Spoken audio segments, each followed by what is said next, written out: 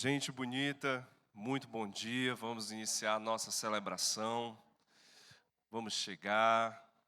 Espero que esse tempo seja um tempo onde o sagrado, o divino, possa falar ao nosso coração, a partir das músicas, a partir dos encontros, a partir da reflexão, a partir desse movimento que é a comunidade. A comunidade é isso, ela tem os afetos circulares, né?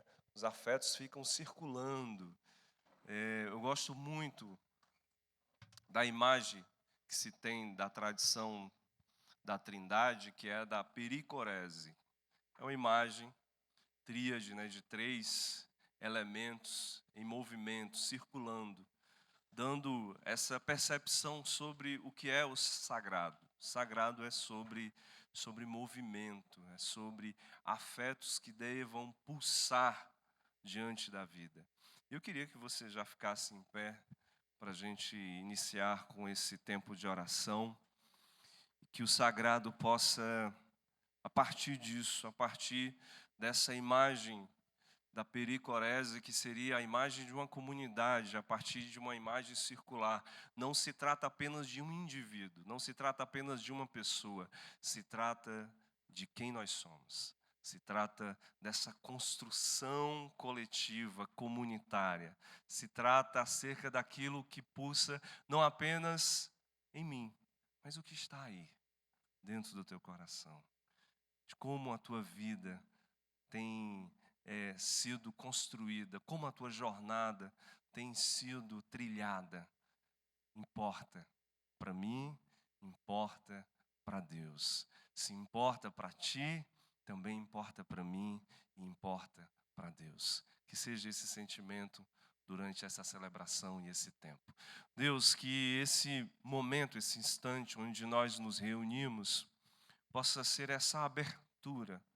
Não se trata apenas do meu coração, não se trata apenas da minha demanda, não se trata apenas daquilo que eu estou a sentir, mas também de como isso afeta nas minhas relações, de como isso afeta na construção comunitária de uma vida, de um mundo, de uma cidade, de uma sociedade, de como isso afeta a quem está próximo de mim. Que esse tempo, o tempo comunitário da fé, seja também essa pergunta: quem é o meu próximo? De quem eu sou próximo? De quem as minhas mãos podem estar estendidas? Quem sabe também eu possa ser o próximo de alguém, para que meu coração seja tocado e curado, para que meu coração seja tocado e ser devolvido a esperança e o sabor da vida, para que meu coração também seja esse lugar onde se cura, onde se repara, onde também é possível experimentar gratidão e delicadeza. Que esse tempo, o tempo de estarmos juntos em comunhão, seja esse lugar onde nós somos inspirados para cada vez mais amar uns aos outros, como também a gente é capaz de se olhar e de se enxergar como possível lugar de amor. Que seja isso, esse tempo leve e suave na doçura do teu Espírito. Amém. Você pode aplaudir ao Senhor?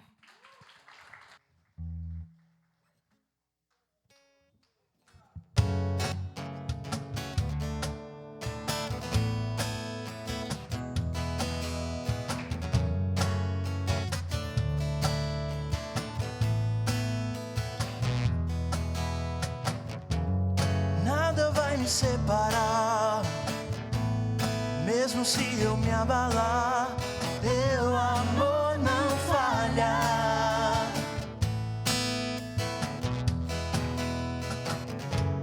Mesmo sem merecer, tua graça se derrama sobre mim, pois teu amor não falha.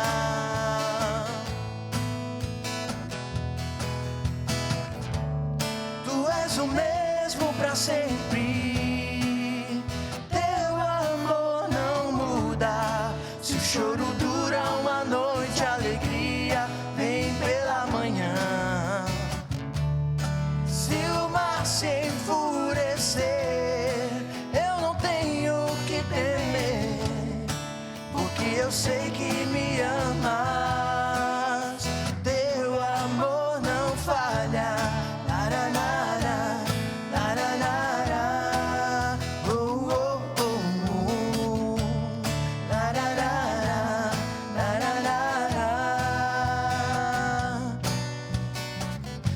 vento é forte e profundo mar, tua presença vem me amparar, seu amor não falha.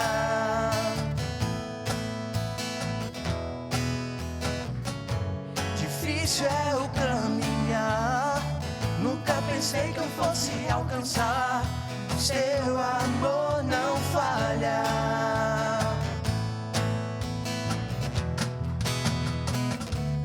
Tu és o mesmo pra sempre, teu amor não muda. Se o choro dura uma noite, a alegria vem pela manhã. Se o mar se enfurecer, eu não tenho o que temer, porque eu sei que me amas, teu amor não falha.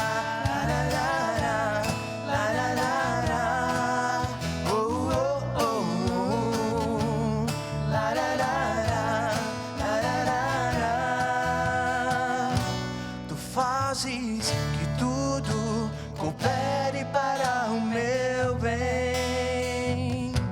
Tu fazes que tudo coopere para o meu bem. Tu fazes que tudo coopere para o meu bem. Tu fazes que tudo coopere para o meu bem. Tu és o mesmo pra sempre, teu amor não muda. Se o choro dura uma noite, a alegria vem pela manhã. Se o mar se enfurecer, eu não tenho o que temer, porque eu sei que me amas, teu amor não falha.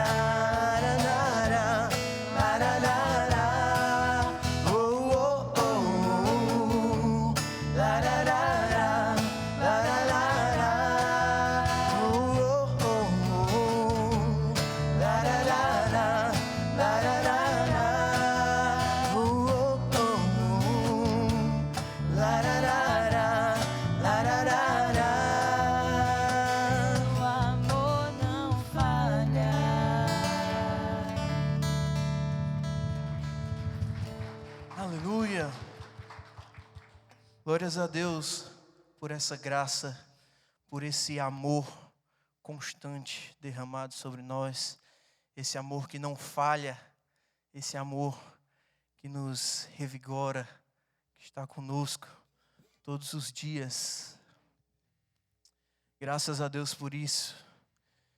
Nós sabemos que Ele é o único caminho, Ele tem que ser o nosso foco. Só assim nós conseguimos os nossos objetivos, nós conseguimos o que queremos.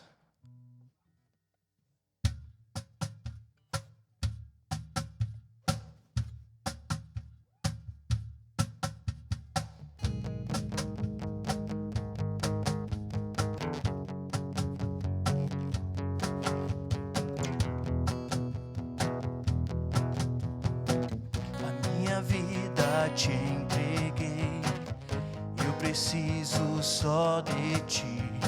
Se te procuro, eu sei que vou te achar.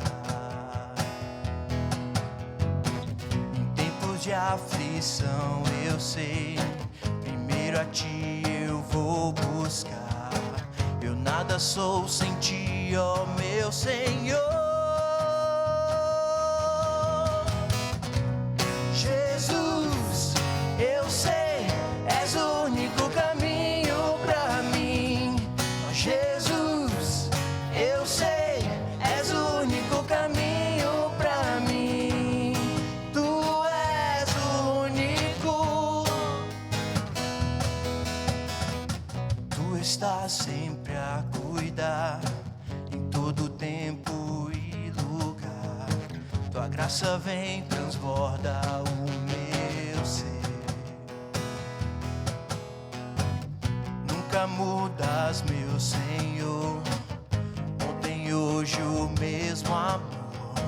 para sempre, sempre, até não ter fim. Jesus, eu sei, és o único caminho para mim. Só Jesus, eu sei, és o único caminho para mim. Jesus, eu sei, és o único caminho para mim. Só Jesus, eu sei, és o único caminho para mim.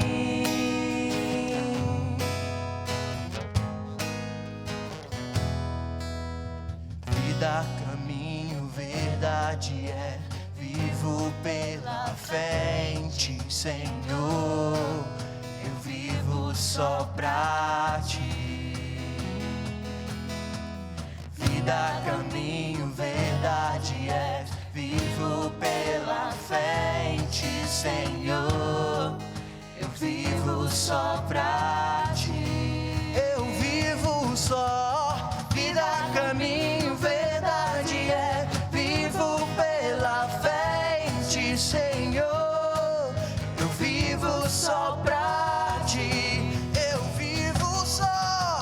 Vida, caminho, verdade é. Vivo pela fé em Ti, Senhor. Eu vivo só pra Ti.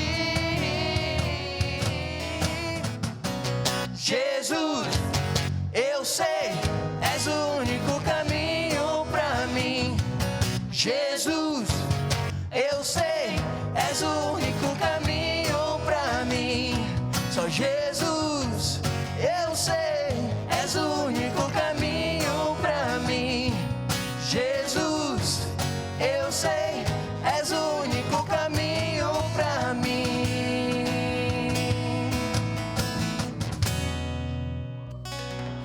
Aleluia! Glórias a Deus.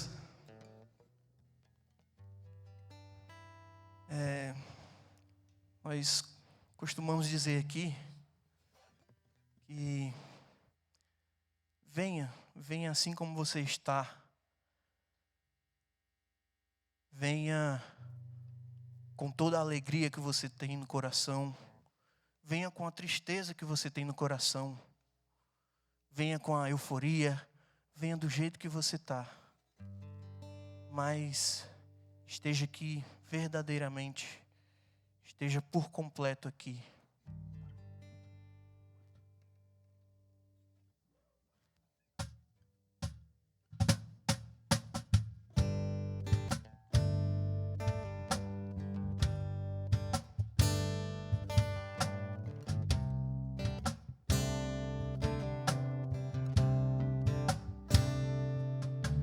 Eu estou aqui, mente, corpo e coração, presente por inteiro, toda atenção aos olhares e sorrisos, ao choro dos irmãos, na presença de Deus e seu amor. Eu estou aqui, sentimentos e emoções, nenhum deles desfaço, de mim cada pedaço entrego ao meu amigo, com fé e sem temor. Eu estou aqui, inteiro e transparente estou.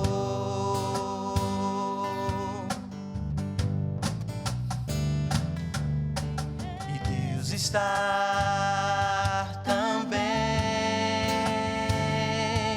sempre esteve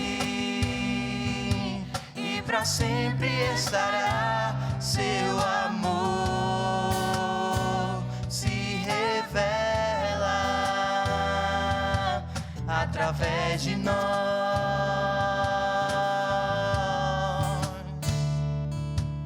Cada som e toda voz, as palavras e abraços, o vinho e o pão, o calor do coração, é está presente aqui.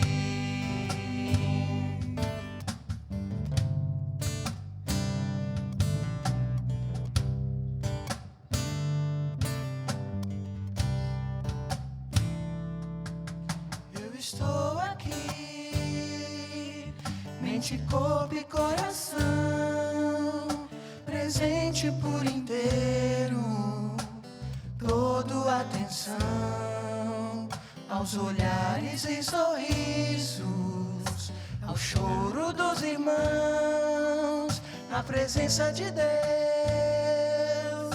e seu amor. Eu estou aqui, sentimentos, emoções, nenhum deles desfaço, de mim cada pedaço entrego ao meu amigo, com fé e sem temor. Eu estou aqui, inteiro e transparente estou.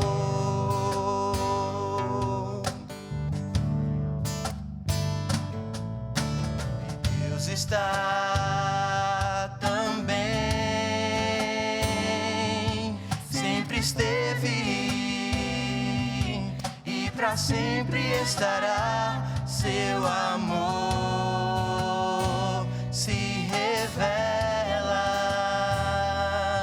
através de nós.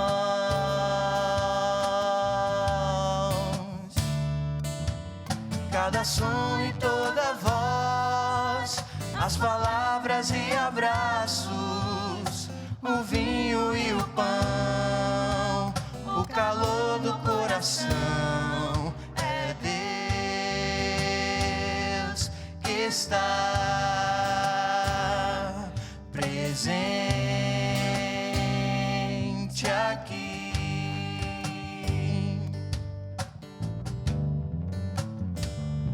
Presença que anima,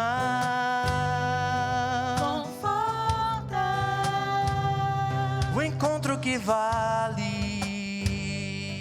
a vida, o instante bendito, colhido, e agora nos basta. que graça, Presença que anima,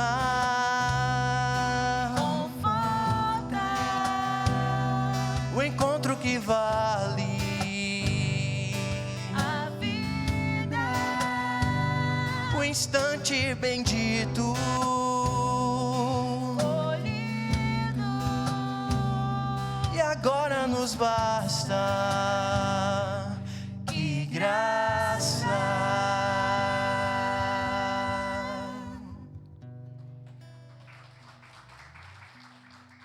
Maravilhoso esse encontro de amor que temos ao estarmos presentes por completo, não é isso? Obrigado, Deus. Obrigado pelo teu amor, pois tu nunca nos deixa, Pai. Aconteça o que acontecer, tu sempre estás a nos procurar. Sempre nos enche de mais amor e mais amor, Deus. Obrigado por isso.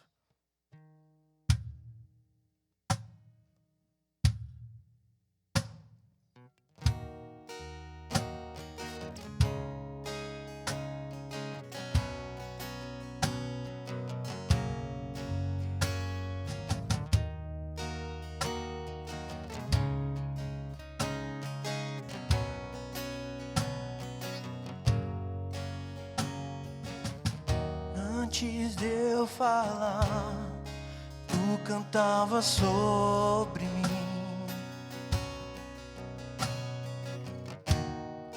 Tu tens sido tão, tão bom pra mim.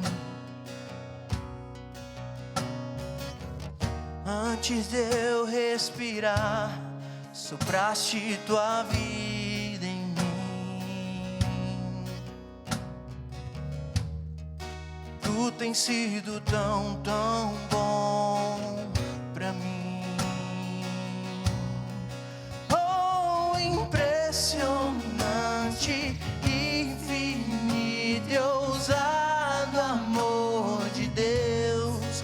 Oh, que deixa as 99 só pra me encontrar. Não posso comprá-lo, nem merecê-lo, mesmo assim se entregou. Oh, impressionante, infinito e ousado amor de Deus.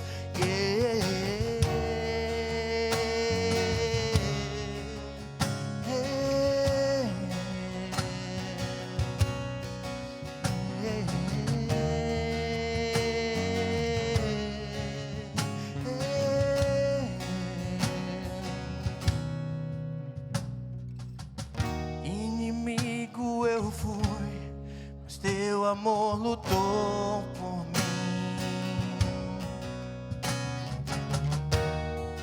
Tu tens sido tão, tão bom pra mim.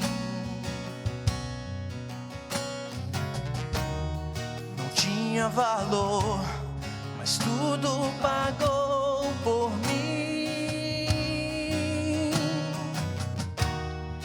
Tu tens sido tão, tão bom pra mim.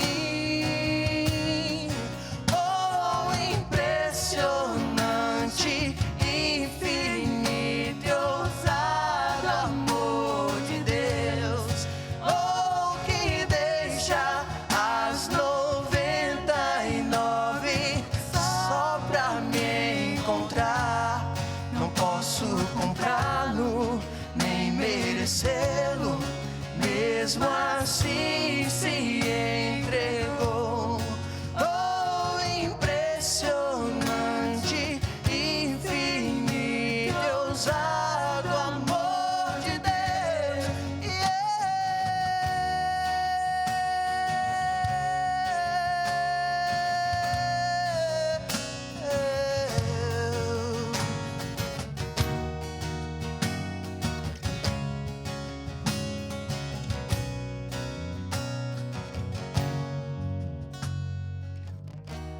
Traz luz para as sombras, escala as montanhas pra me encontrar. Derruba muralhas, destrói as mentiras pra me encontrar. Traz luz para as sombras, escala as montanhas pra me encontrar. Derruba muralhas, destrói as mentiras pra me encontrar. Traz luz para as sombras, escala montanhas pra me encontrar. Derruba muralhas, destrói as mentiras pra me encontrar. Traz luz para as sombras, escala montanhas pra me encontrar.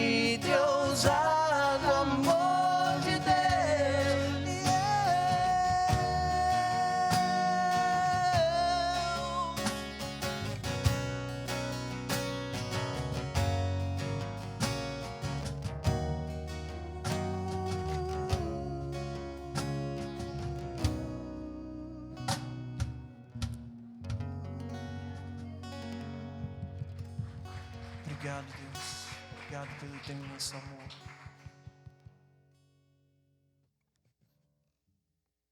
Podem sentar. Obrigado, Gabi, Felipe, Morgana, todo mundo aí, por conduzir a gente nesse momento orante, mas cantante, né?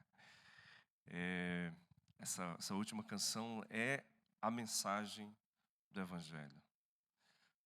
Não tem a ver com mérito.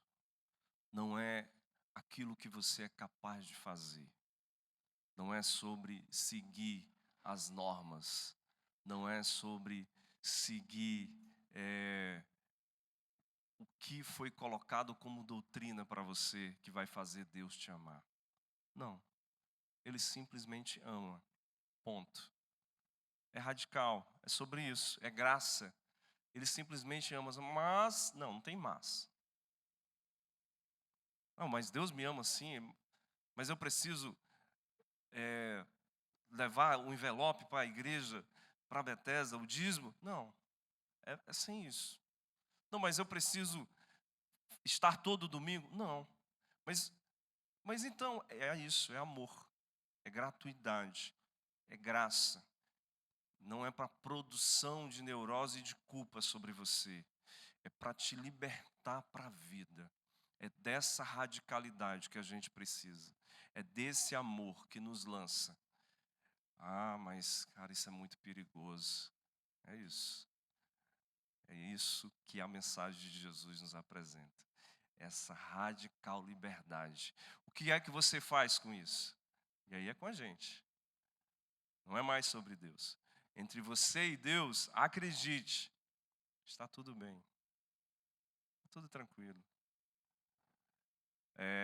O profeta Miqueias faz uma referência que é linda, que é sobre isso, né? Dos teus pecados eu não me lembro mais. Mas o meu pecado, que eu fiz, qual? Não, mas o quê? É isso. Essa é a manifestação graciosa e da beleza do amor de Deus. Que bom estar num ambiente como esse de fé, que ventila para a gente a liberdade e não a culpa, que ventila para a gente o perdão e não o medo. Amém. Gente linda, deixa eu dar aqui alguns recadinhos, mas antes, se você ainda não faz parte do grupo da Bethesda, nós temos um grupo, Bethesda Fortaleza, que é uma espécie de mural. Você pode fazer acessando da seguinte maneira: você acessa o Instagram, né, que é Bethesda For. Lá tem um linkzinho, e você vai clicar nesse link e vai ter lá vários outros links, mas vai estar lá o do grupo, do WhatsApp, e você pode mergulhar, fazer o acesso, né, que é uma forma da gente poder se comunicar. Por que eu estou dizendo isso? Porque durante essa semana, no próximo sábado, nós vamos ter 2 eventos. O primeiro evento, que é das mulheres, do encontro de mulheres, né? Dia 29, se não me falha aqui a memória, sábado às 16 horas, tá? Na rua Francisco Holanda 595, no salão de festa. Eu acho que eu estou decorando bem, gente. Minha memória está 28? É 28, né? Eu acho que é porque eu fui enganado pelo banner, tinha 29, aí eu confiei, cegamente confiei no banner que me enviaram. Mas é dia 28, né? E aí o encontro vai ser sobre sustentabilidade, sobre consumo consciente, vai ter uma professora conversando sobre isso, as mulheres que já estão no grupo, no caso Mulheres de Coragem, né, que é o grupo aqui das mulheres da igreja, já estão se articulando, já estão se movimentando para ter esse encontro, vão levar roupas aí, pelo menos foi o que me disseram, a Beth me falou, pediu para eu dar esse recadinho, para fazer essa troca, né, para se libertar dessa lógica que a gente é seduzido, todos nós somos seduzidos, né, por a lógica de fazer com que a gente só tem gosto na existência se a gente consumir. Né? Parece que o consumo vai determinando, né, o que a gente é. Né? Então, é um processo pedagógico aí que vocês mulheres estão sendo convidadas a pensar, a refletir, né, nesse encontro aí no próximo sábado, dia 28. Né? Roupa usáveis, limpas, em bom estado. Pronto, é isso. Né? Então, assim, fica aí o recado. E nós, do grupo Conversa Fiada, nós homens, né, vamos também ter o nosso encontro. E aí a gente está só uma indefinição do lugar, mas a gente vai ter esse encontro dia 28, também às 16 horas. E aí é por isso a minha insistência. Você pode fazer o acesso hoje do grupo dos homens para você ter essas informações. Durante a semana a gente vai colocar no nosso mural, no grupo do WhatsApp da igreja. Também a gente vai colocar no nosso perfil do Instagram. Vamos disponibilizar todas essas informações. E esse é um movimento de encontro, um movimento onde a gente tem feito aqui na nossa comunidade. A gente faz desses instantes, né? Instantes onde a gente possa viver para além do culto, né? É mais do que, fica tranquilo, ninguém aqui vai querer ir lá te catequizar. Não é uma armadilha, né? A gente sai do culto e a pessoa, não, vamos fazer ali, tomar um café, um encontro, aí de repente você entra no Arapuca e aí de repente está ali a pessoa tudo já querendo já te domesticar, querendo te doutrinar, querendo te apresentar todos os dogmas e etc. Não é sobre isso, é sobre vivência, é sobre afetividade, é sobre a gente poder se olhar melhor, se conhecer melhor, aprofundar amizades, é sobre isso que a gente tem construído aqui, e eu falo isso com muita, sabe, com muito entusiasmo, sabe, de fato. Gente, é muito bom fazer e estar diante desses movimentos, diante desses encontros. Então, fica aí a dica, qualquer coisa você pode me procurar, e aí a gente pode inserir vocês no nosso grupo, e eu posso estar indicando para vocês como é que vocês podem também participar do grupo das mulheres, enfim. Tá certo? O nosso pastor Elianai está se divertindo, né, em São Paulo. Ele foi para a inauguração da nova Bethesda. A Bethesda tinha um templo antigo, no caso, vendeu e construiu, e no caso, comprou um outro, em um outro espaço, um outro local. E aí eles estão fazendo a inauguração nesse fim de semana, sexta, sábado, e termina hoje, domingo. E aí, é óbvio que eu estava brincando com ele, eu disse assim, você não foi para a inauguração, você foi para se divertir em São Paulo. Né? Aproveitar os locais maravilhosos que São Paulo tem, principalmente cultural. Ele está lá. Próximo domingo vai estar aqui com a gente. No sábado, dia 28 também, na reunião do nosso grupo Conversa Fiada, estará também já com a gente. E é isso, tá bom? Vamos servir a Deus com os nossos dízimos, com as nossas ofertas. Você que trouxe o seu dízimo, você que trouxe a sua oferta. Esse é um tempo sagrado para a gente. É um tempo onde a gente acredita que estar em um espaço de fé, né? Às vezes a gente tem muito problema de falar de dinheiro. Por quê? Cá entre nós. O que é que aconteceu? A gente tornou o dinheiro, no mundo neoliberal capitalista, um ídolo. Nós idolatramos quem tem muita grana. Nós admiramos quem tem muito dinheiro. Cara, você olha para um cara bilionário e diz, meu Deus, que inveja. Confessa o teu pecado. Tem medo não. E aí a gente também, no caso do mundo evangélico, foi instrumentalizando isso. Uma forma de capturar as pessoas, uma forma de cooptar as pessoas, a gente colocou no dinheiro uma instrumentalização da fé. Né? Ou eu uso o dinheiro para dizer o seguinte, você vai se tornar tão culpado à medida que você não é capaz de doar o teu dízimo, a tua oferta para a minha igreja. Mas não tem nada a ver. Quero te libertar sobre isso. Não é isso que a gente faz aqui na igreja. O que nós fazemos é o seguinte. O que é que você quer ser no mundo, na vida? Você quer ser dominado pelo dinheiro? O dinheiro vai ter a última palavra sobre você? Ou você quer ser uma pessoa generosa, solidária? Não é só aqui não, nesse momento de oferta e do dízimo não. Não é sobre isso.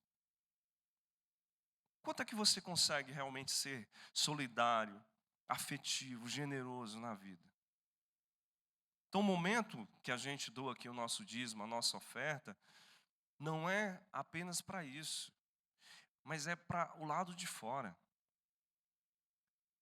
Sabe, assim, a gente olhar e dizer assim, eu preciso ser isso.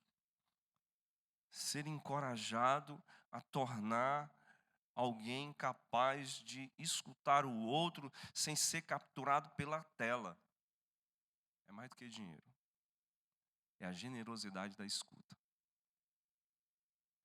É eu ser capaz de tornar a minha vida um gesto de estender a mão para alguém que eu não conheço. Estender a mão para alguém que não vai me dar nada em troca. Sem ser uma relação utilitária. É mais do que dinheiro. Então, quando a gente coloca aqui no nosso movimento do dízimo e da oferta, é para isso, é esse lugar de despertamento. Poxa, o quanto eu sou capturado por uma relação contábil. E essa igreja é cheia de contador, meu. Cheio. Sabe, o quanto eu sou capturado por isso. Então, eu quero muito te libertar dessa lógica. Então, se você doa o teu dízimo, se você doa a tua oferta e a gente precisa, para que a gente continue esse projeto, para que a gente torne esse lugar cada vez mais promovido, né, seja nas redes sociais, seja nos nossos encontros, seja na qualificação de som, de projeção, o que é que a gente possa fazer o uso desses recursos, é para que também, de alguma forma, você se torne isso na vida, feito um dom que se entrega, que se doa. E não tem nada a ver de você se sentir amado mais ou menos por Deus. É sobre um gesto que eu posso me tornar comprometido também com essa instituição a qual eu digo, é o meu lugar. É o meu lugar. Vamos servir a Deus? Tem o Pix, as informações, tem a máquina que você pode fazer ali a tua doação, pode ser em dinheiro. O dinheiro está quase em extinção, né, mas eu queria que você tivesse essa palavra nesse instante. Deus, a gente deseja, de fato, tornar cada vez mais a nossa comunidade como uma usina que promove generosidade, que promove beleza, que promove encontros leves e sadios, que promove um testemunho de amor, que não é coercitivo, mas é libertador, que não será movido pela culpa e pelo medo, mas pelo despertamento de consciência, de sensibilidade de consciência, de sensibilidade no coração, mas que os nossos gestos não sejam apenas aqui, mas ali, na nossa história de vida. Amém.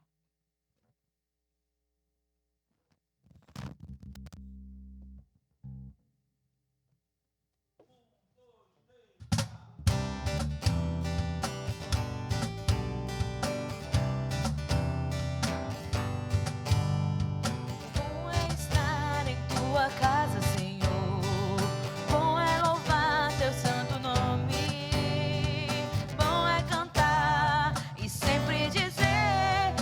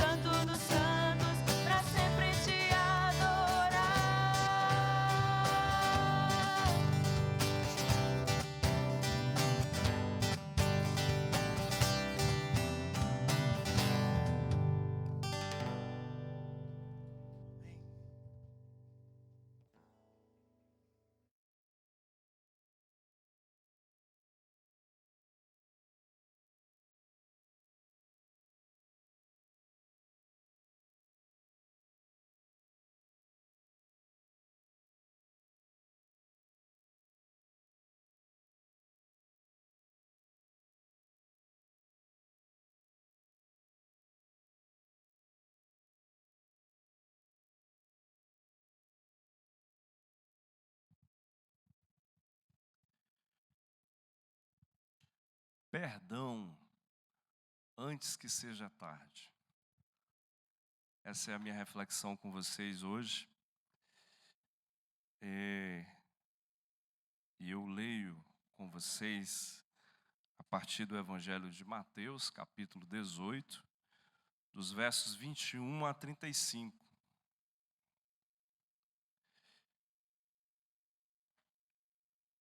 E cá entre nós, é um tema espinhoso, né, gente? Falar sobre perdão é a gente talvez mergulhar naquilo que é permeado pela nossa história. A nossa vida, se a gente for contar as nossas vidas, se a gente for contar a nossa história, é a história marcada pela ofensa e pelo perdão. Ou pelo menos deveria ser. E aí, olhando para a narrativa que a gente vai ler, será que, de certo modo, a gente não moraliza muito o perdão?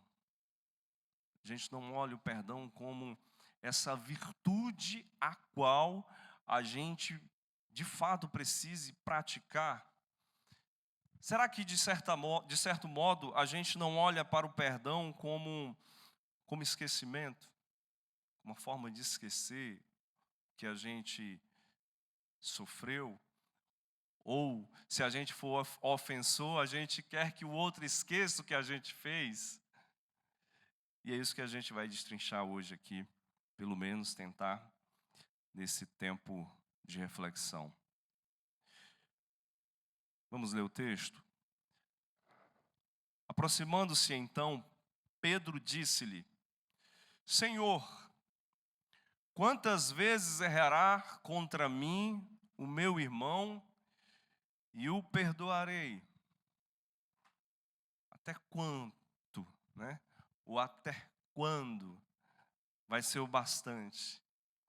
Até 7 vezes, a imagem do Pedro de 7 vezes é a imagem metafórica, né? Dentro da literatura hebraica, dentro da cultura hebraica, que o 7 é o número do divino, né? Aí disse-lhe Jesus: não te digo para perdoares até 7 vezes, mas até 70 vezes 7. É por isso que o reino dos céus foi assemelhado a um rei, que quis fazer contas com os seus escravos. Tendo ele começado a fazer as contas, veio ter com ele um devedor de 10.000 talentos. Não podendo ele pagar, o Senhor ordenou-lhe que se vendesse a si próprio, assim como a mulher, os filhos e tudo quanto tinha e que pagasse. Ou seja, parece que a gente vive uma dimensão da vida que se torna impagável. Caindo ao chão, o escravo prostrou-se diante dele, dizendo: sê magnânimo comigo e pagarei tudo de volta. O amo, sentindo pena daquele escravo, mandou-o embora e anulou-lhe a dívida. Tendo saído aquele escravo, encontrou escravo que lhe devia 100 denários. E agarrando-o, pôs-se a estrangulá-lo, dizendo: paga o que deves. Caindo ao chão, o outro escravo falou-lhe, dizendo: sê magnânimo comigo e pagarei de volta. O primeiro escravo não queria. Foi-se embora e atirou com o outro na prisão até que ele pagasse o que devia. Parece assim, né? Repetir o adágio popular: bom cobrador, mal pagador. Aqui é o inverso, né? O perdoado não consegue perdoar. Vendo os outros escravos o que sucedera, sentiram grande tristeza e foram encontrar com o amo, contando-lhe tudo o que se passara. Então o amo, chamando-o, disse-lhe: escravo iníquo, eu perdoei-te toda a dívida quando me pediste. Não devias tu ter sentido pena daquele que é escravo como tu, tal como eu tive pena de ti? E zangando-se o amo dele, entregou-o aos torturadores, até ele pagar tudo o que devia. Assim, o meu Pai, o Celeste, procederá convosco, se não perdoares dos vossos corações, cada um de vós, ao vosso irmão. Amém. Vamos ter um tempo mais uma vez, de oração. Deus, que esse instante seja uma abertura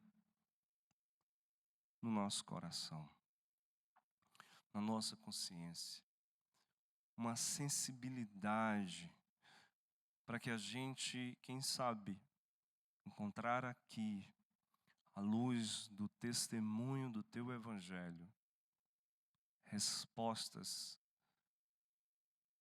para o nosso ressentimento, respostas para as dúvidas que carregamos sobre nós mesmos e nos sentimos imperdoáveis. Respostas para que diante de tantas ofensas e estruturas que não demandam culpa, possamos experimentar um bocado de libertação e cura. Amém.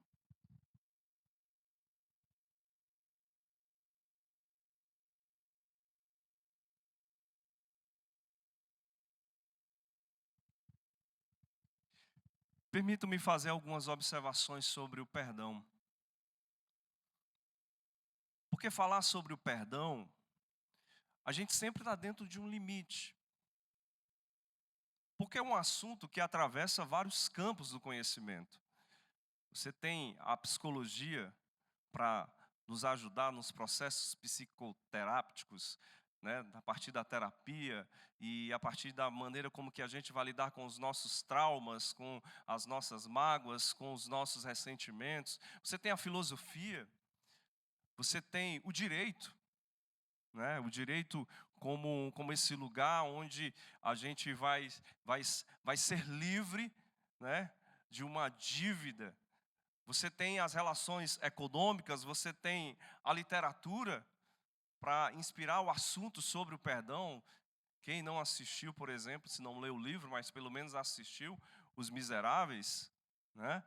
Você tem a antropologia para falar sobre esse lugar onde que a gente, como construção humana, só vai ser possível a partir do momento que também a gente é capaz de se reconciliar com o outro na nossa construção da nossa humanidade, nos períodos históricos onde as guerras são cessadas e há o perdão do país ou da nação ou do povo em relação ao outro, e por isso é possível continuar e é por isso a história ser escrita e continuada.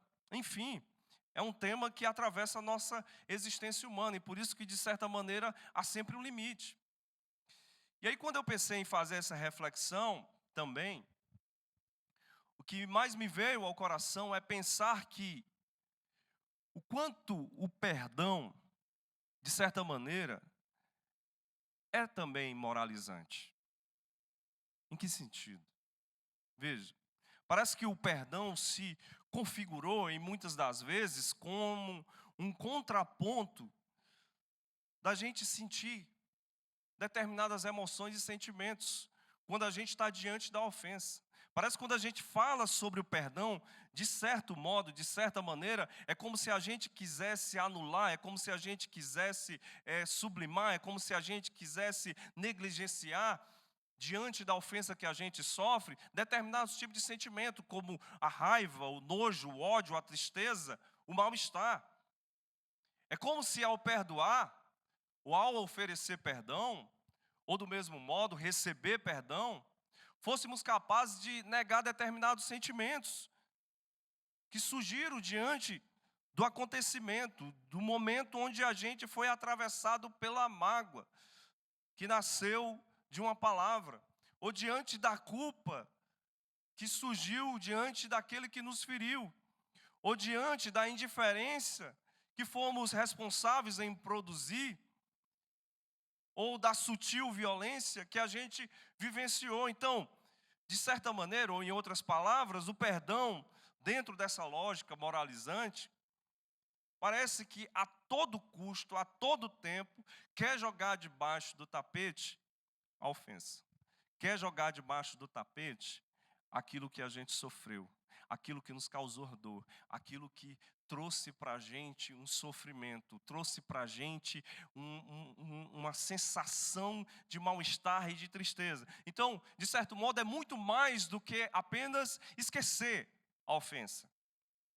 É negligenciar as dores, a consequência que a gente trouxe a partir da ofensa. Parece que é isso. Então a gente ouve falar muitas vezes, por exemplo, deixa para lá. Isso é bobagem. Deixa que o tempo cura, isso passa. E aí a gente não consegue, ou pelo menos a gente é treinado a negar esses sentimentos que nascem diante do momento que a gente sofre a ofensa. De outro modo, o perdão, e eu repito aqui, não pode ser visto como uma medida de esquecimento. Muitas vezes a gente pensa que pelo fato de perdoar, estamos colocando naquela história uma espécie de borracha.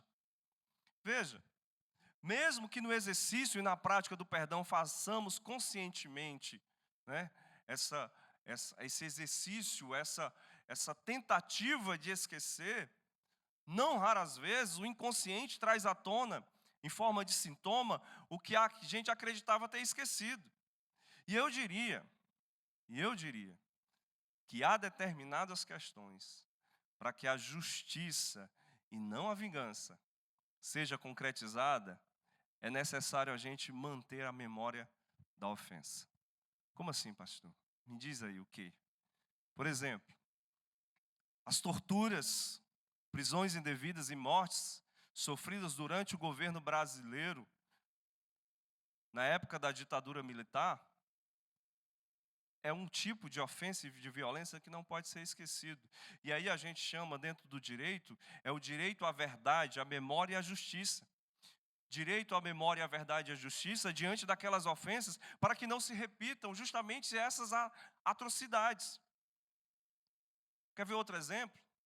A gente não pode esquecer o que o nazismo foi capaz de fazer através dos seus campos de concentração contra os adversários políticos, e não apenas os judeus, mas também os judeus. Os judeus foram a maioria da população prejudicada, assim como também as pessoas LGBTs, assim como as pessoas negras, assim como as pessoas ciganas, assim como pastores, como Dietrich Bonhoeffer, pastor alemão, né?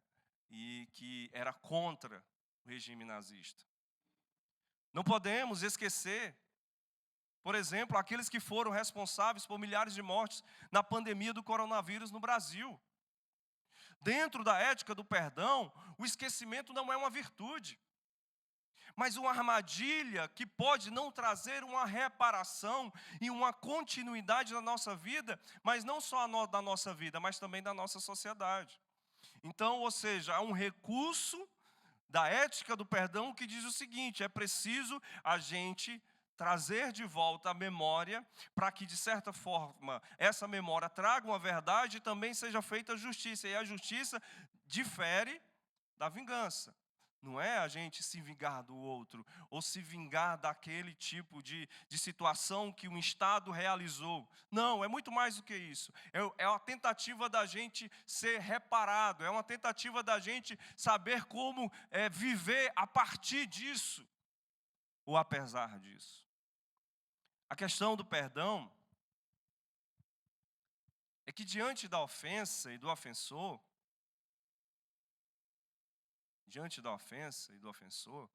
talvez o que a gente precisa aprender é abrir mão da idealização que colocamos diante de nós mesmos e do outro. Em outras palavras, ao sermos seres de relação, eu e você, de contato, de vínculo, de afeto, é necessário a gente se dar conta que nós somos sujeitos que se magoam. Nós somos pessoas também capazes de se ferir. À medida que a gente se magoa, a gente também precisa abrir mão, e aí dessa dessa lógica, né, ou desse projeto de ser humano, que parece que a gente é perfeito, e em busca da perfeição, a gente não se dá conta de que nós temos limite, por termos limite, também a gente é capaz de ser magoado, mas também somos capazes de ferir. Então, libertar-se dessa obsessão, dessa busca de alcançar certa moralidade, de exigir um determinado tipo de comportamento, que a gente se cobra, ou de certa maneira, abandonar a expectativa para que nós mesmos e o outro sempre venham a acertar, né? A gente fica sempre demandando que o outro não erre diante da gente. Ou então a gente fica se demandando o tempo todo que a gente precisa acertar. E quando a gente vive esse projeto, né, de obsessivo, de sempre querer viver em cima dessa expectativa que o outro não pode errar, de que eu não posso errar, o que a gente constrói é justamente isso, são relações mais conflituosas, tensionadas, ao invés de nós termos mais relações humildes e menos conflituosas. Quando a gente abre mão dessa idealização que a gente coloca sobre o outro e sobre si mesmo, a gente tem a chance, por exemplo, de tornar as nossas relações mais ponderáveis, mais humildes e menos coercitivas. Nós temos a chance, por exemplo, de tornar nossas relações mais maduras e com um olhar de leveza para os nossos erros, para os nossos pecados, com menos culpa e ressentimento. Quando eu abro mão dessa idealização, a gente precisa abrir mão dessa idealização de quem o outro precisa ser e cumprir e que está dentro da minha exigência. Quando eu abro mão, quando eu abandono isso, eu tenho mais chance de, inclusive, de olhar para aquilo que o outro fez com mais lucidez. Veja, não é ser conivente com quem nos ofendeu, com quem de alguma forma, de alguma maneira nos fez mal, ou agir com indiferença e cinismo diante da nossa própria maldade, que vai, cá entre nós, meu. Tu não é só ofendido. Você também é um ofensor. Porque quando a gente fala de perdão, a primeira coisa que a gente olha, de verdade, quando falou de perdão, aí a primeira coisa, você não pensou em você pensou em quem te ofendeu. Quem está aqui para eu esganar, né? Quem está aqui, nesse exato momento, onde eu realmente, pastor, vai mexer no vespeiro do meu coração, que está aqui, que eu não consigo perdoar, né? Mas tem a gente também.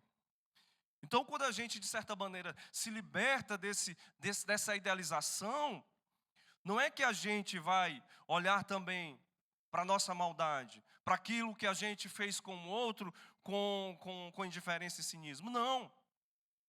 Mas é não limitar a sua história e a história da outra pessoa naquele acontecimento. Sabe? É isso que muitas vezes a gente faz. A gente olha para o erro, para o pecado, e aí você pode dizer ofensa, você pode dizer dívida, como se o outro só fosse isso. Ou como você só fosse isso. Porque tem um outro lado da moeda.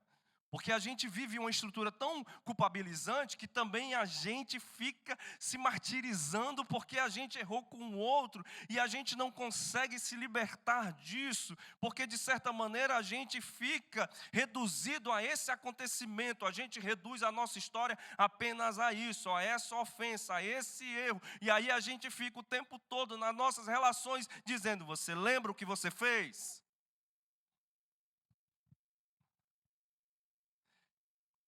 E a gente fica escutando: você lembra o que você fez? Veja, é mais do que isso. A gente precisa ter a coragem de assumir a imperfeição. Assumindo a imperfeição, a gente pode descobrir um modo mais singelo modesto e singular de conviver. Depois dessas observações, eu quero fazer duas afirmações. A primeira, o perdão é uma força que nos faz não desistir de acreditar em quem você é. O que acontece na narrativa? Pedro chega para Jesus, faz a pergunta: qual é a quantidade de vezes que eu preciso estar aberto ao perdão? E aí Jesus coloca um cálculo que não existe. O que Jesus está dizendo é o seguinte, cara: o modo de vida e de existência a qual a gente precisa estar aberto, Pedro, é do perdão. Para que a nossa vida continue. Para que a gente não feche em si mesmo. E aí ele conta uma história, conta uma parábola. E aí eu acho interessante como Jesus usa aqui, me permita a interpretação, de algum modo, forças que nos habitam e que ao invés de nos libertar, nos aprisionam, nos escravizam. Então eu quero olhar para a dimensão aqui do escravo como esse sujeito que está preso a determinadas estruturas que ao invés de estar sendo promovido a uma vida de liberdade, a uma vida de perdão, a uma vida de graça, a uma vida de amor, ele se torna escravizado. Ao invés de promover quem nós somos, ele vive uma relação de violência que se torna mais dominado e culpabilizado.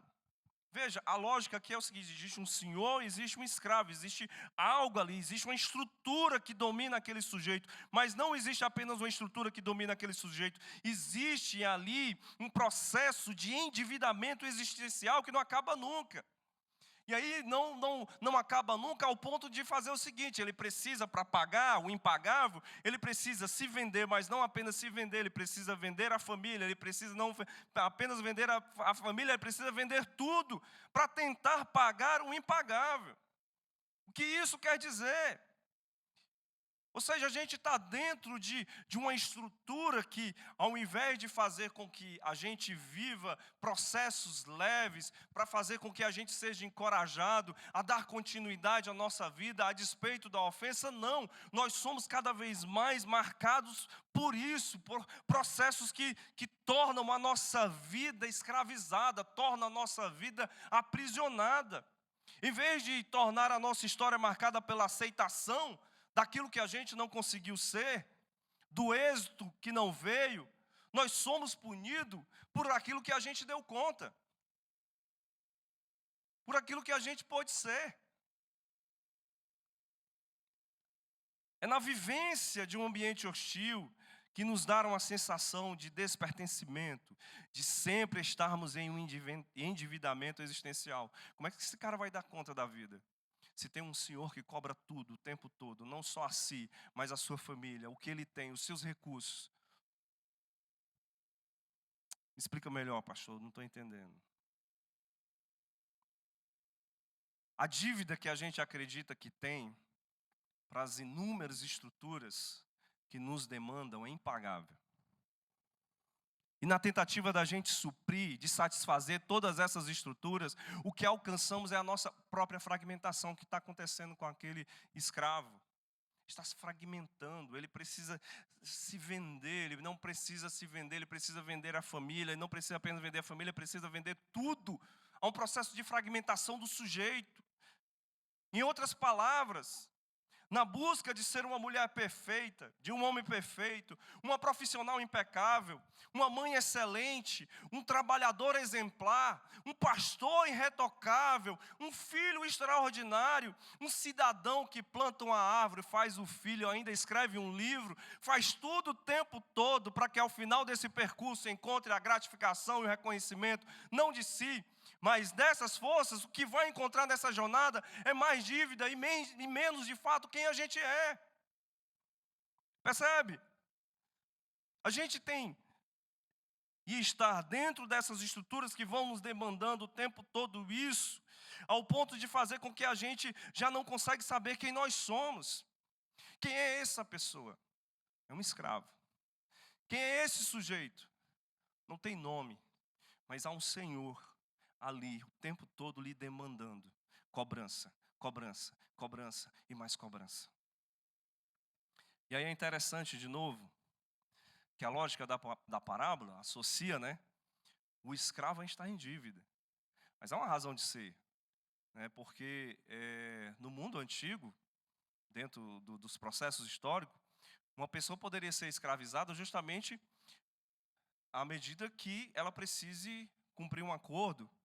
E se ela não cumprir um acordo, a maneira como ela pagaria, ou seja, a maneira como que ela entraria como uma moeda de troca, era justamente o seu processo de escravização. Ou seja, eu me torno escravo porque eu não consegui cumprir o acordo, então a moeda de pagamento é a minha vida. É a minha vida. E aí, deixa eu propor um exercício para vocês.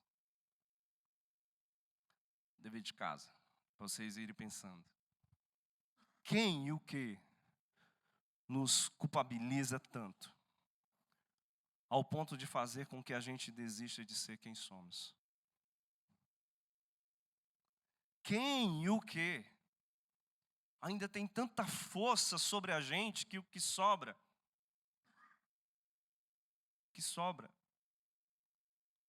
é sempre um conformismo diante da realidade. Que ambientes ainda frequentamos se somos apenas tolerados? Que relações ainda mantemos se o que se tem dela é sempre uma obrigação de fazer, de utilidade, para se sentir e acreditar que é amado?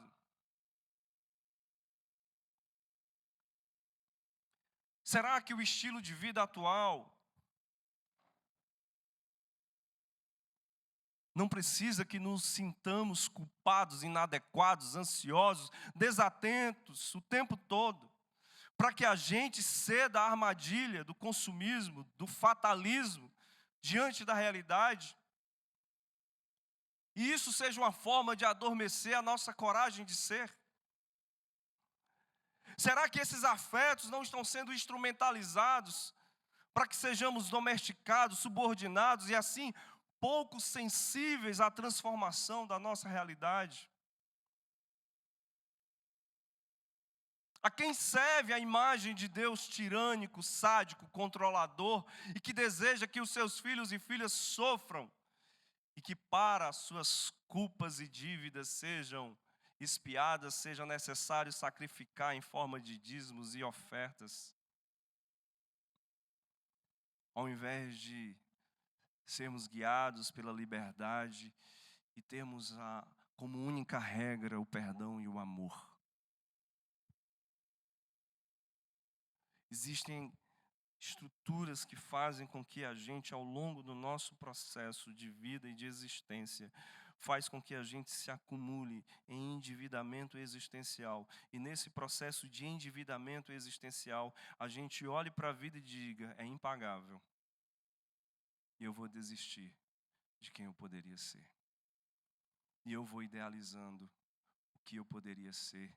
E não vou tendo a graça, a beleza, a coragem de dizer: foi o que foi possível ser feito. Isso sou eu. Essas são as minhas fragilidades. É o que eu tenho nas mãos.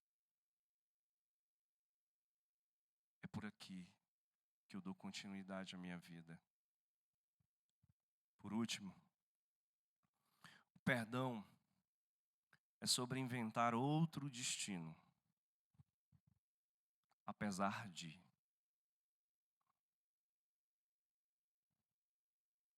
O que eu acho interessante é o seguinte: o sujeito foi perdoado, o escravo foi perdoado, e imediatamente ele não consegue exercer perdão. E eu fiquei pensando, ele não conseguiu se enxergar livre do fardo. Percebe? Está sendo dito para ele: acabou, está tudo bem, segue a tua vida.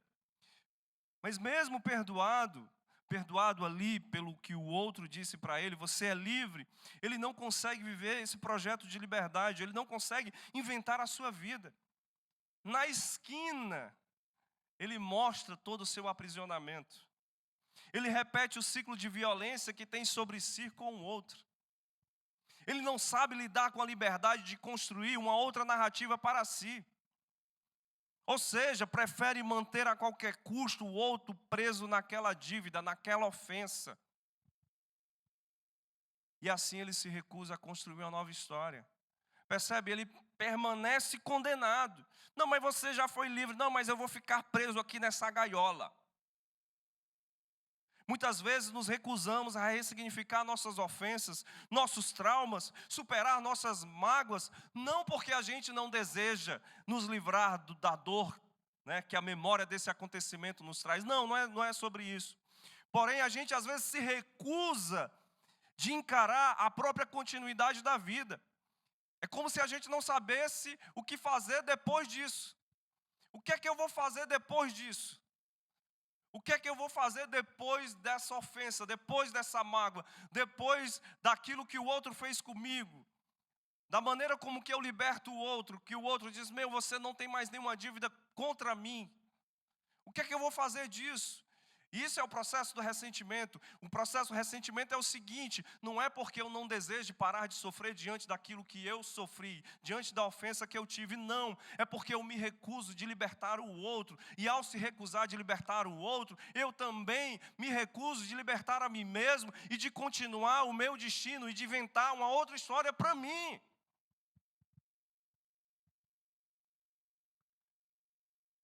O que acontece que parece que é melhor ter uma satisfação trágica de repetir para si e para os demais: olha só o que fizeram comigo.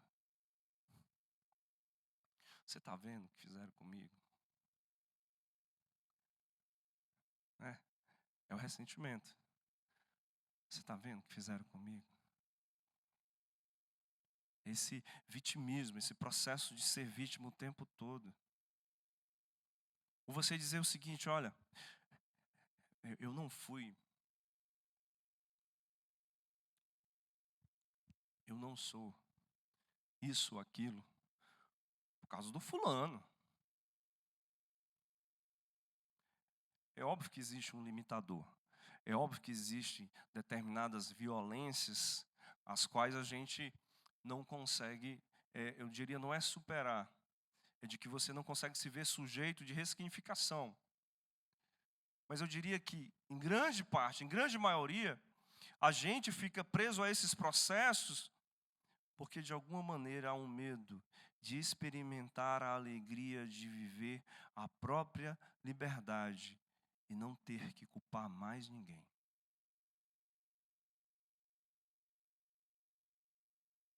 Esse é o processo terapêutico. Aí o Sartre vai dizer: não importa o que fizeram com você. É óbvio que importa o que fizeram com a gente, né? Importa. Mas existe uma beleza aqui. Não importa o que fizeram com você. O que importa é o que você faz com aquilo que fizeram com você.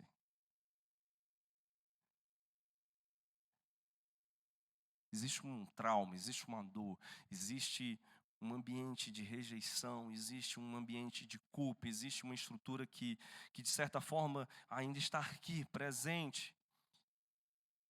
Mas o que é que eu faço com isso tudo? Para que eu me torne agora sujeito dessa outra história. E essa outra história precisa ter continuidade. Eu não vou ser mais refém da ofensa. O ato, a gente nunca vai esquecer. A ofensa, a gente nunca vai esquecer. Mas o nosso processo de cura é aquilo que o Freud disse. É à medida que eu consigo olhar para esse processo, para aquilo que aconteceu e não sentir mais dor. É aqui que entra o processo do perdão e da reinvenção do nosso destino. Eu não quero me manter refém daquilo que fizeram comigo. Eu não quero. Eu quero outra história. Eu quero fazer de mim um outro projeto de vida. E aí é interessante que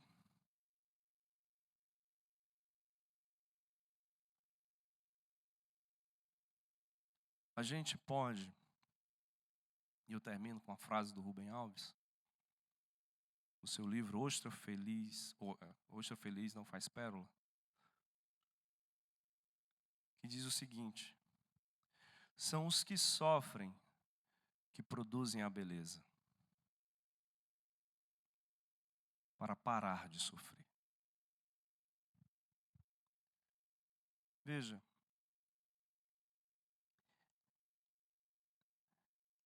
existem duas imagens do perdão, da ofensa e do ofensor. Nessas duas imagens, todos nós estamos implicados. Existem dias que você vai ser o ofensor. Existem dias que você vai ser alvo da ofensa. Mas a pergunta que deve soar no nosso coração é possível eu querer inventar uma outra história que não seja a história de um lugar de vítima, como diz o Lulu, vítima das circunstâncias, Lulu Santos? Eu não vou sobrar de vítima das circunstâncias, para que eu seja capaz de estar aberto a outras experiências da vida, a outros encontros da minha vida. Quer ficar em pé comigo nesse instante?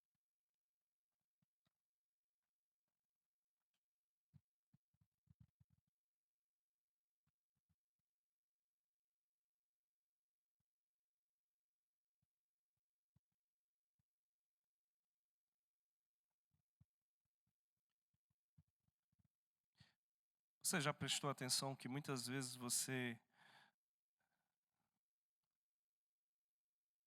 foi capaz de refletir pensando em culpas que você não sabe nem de onde elas vieram? E que vão tentando sequestrar a tua capacidade de ser quem você é. Nós vivemos muito isso. Um projeto de existência e de vida muito voltado em cima dessa exigência que a gente coloca o tempo todo sobre o que o outro precisa ser para mim. E nessa exigência, a gente vai se perdendo, a gente vai sendo contaminado por essas idealizações. Então, quando a gente tem essa coragem de abandonar isso, nesse processo pedagógico, nesse processo interior, a gente talvez consiga respirar e dizer: ufa, não preciso de usar essa máscara. Basta o que você é. Perdão é isso, sabe? De, olha, não desista. Não desista de você. Primeiro, esse olhar interior para si. Não desista de você. E o outro é: por que você vai se manter a vida toda aprisionada, refém de quem te ofendeu e da ofensa que você sofreu? Se você pode criar uma nova história para você. Não tem nada a ver de estar falando com o outro, de reconciliação. Não, é libertação.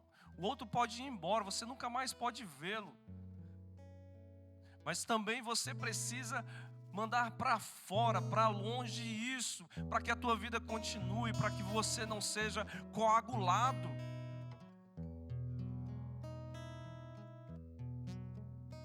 Tem uma historinha que é assim: 2 monges, um mais novo e outro mais experiente, estavam em um retiro espiritual. E o retiro espiritual desses monges era caminhar. Eles tinham um caminho a ser percorrido até chegar no mosteiro. Durante o caminho, eles não poderiam conversar com ninguém. Eles não poderiam atender ninguém. Eles não poderiam ter contato com ninguém. Mas chegou um determinado momento da jornada, da viagem, que eles precisavam passar um rio. E junto à região tinha uma mulher que também precisava passar por aquele rio. E aí o mais velho disse: olha, sem contato, segue adiante, não vamos ouvir a história dessa mulher. Mas o mais novo não quis saber. Colocou a mulher nas suas costas e atravessou o rio junto com ela. E seguindo viagem, o mais velho começou a resmungar, a reclamar. Como assim? Você perdeu o propósito, você perdeu a jornada, a vida. Olha só, você parou para atender aquela mulher. Como assim você faz isso? Aí o mais novo disse assim para ele: a mulher eu carreguei, passei o rio junto com ela, mas deixei lá na beirada. Você está com a mulher até agora. Você a trouxe até aqui. Sabe o que a gente precisa fazer com as nossas ofensas? A gente vai atravessar esse rio, que é o rio do perdão, que é o rio da graça, do amor, da redenção, a partir da experiência testemunhal de Jesus. E a gente vai deixar a nossa ofensa na beira desse rio. E a gente vai continuar a nossa história, a nossa estrada, de maneira mais leve, de maneira capaz de sonhar de novo, de ser devolvida uma experiência de alegria e ressignificação das nossas relações. Vamos ter uma canção.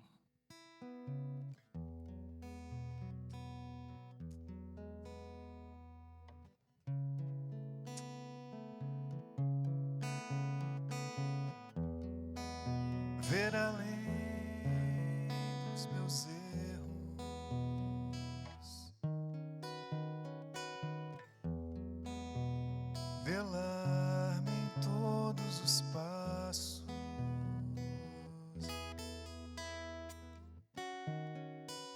receber-me em teus braços, amar-me em meio aos tropeços. Oh, assim é a tua bondade. Oh, oh, oh. Não negar-me afeto.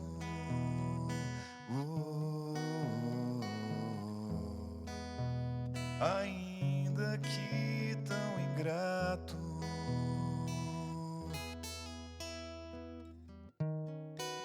e agindo qual tolo, recuse teu pão e teto. Oh, assim é a tua bondade.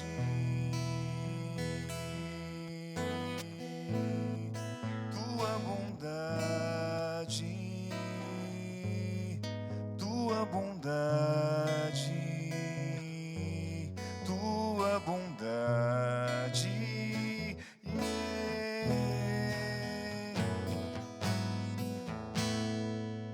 Tua bondade,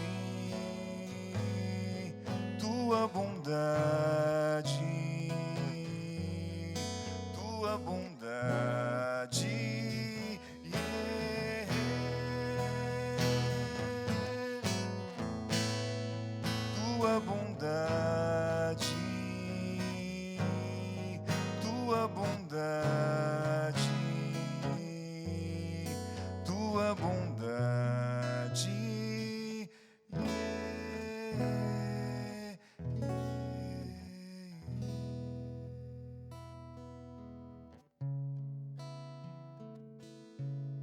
Que a graça de Jesus Cristo, Filho de Deus, e o amor incondicional do Pai, as consolações do Santo Espírito, possam repousar sobre cada um de nós, desde agora e para sempre. Amém. Amém. Deus abençoe você. Uma ótima semana, um bom almoço.